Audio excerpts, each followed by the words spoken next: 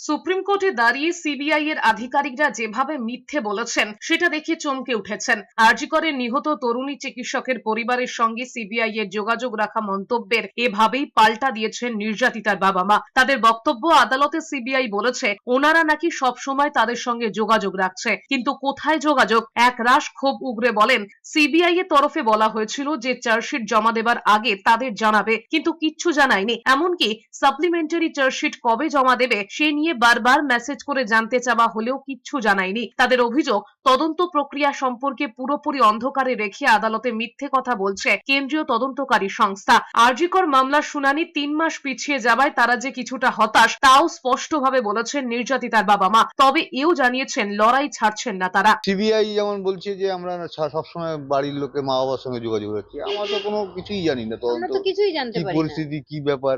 এবং ওরা বলেছিল, সিবিআই বলেছিল আগে থেকে যে চার্জশিট যখন আমরা দেবো তখন আপনাদের সঙ্গে কথা বলেই চার্জশিট দেবো, কিন্তু আমাদের তাও জানানি শিয়ালদা করে চার্জশিট জমা দিয়েছি। কয়েকদিন ধরে মেসেজ করে যাচ্ছি সাপ্লিমেন্টারি চার্জশিট কবে দেবেন কবে দেবেন, কিছুই জানছে সিবিআই কে, কিন্তু কোনো রকম উত্তর দিচ্ছে না।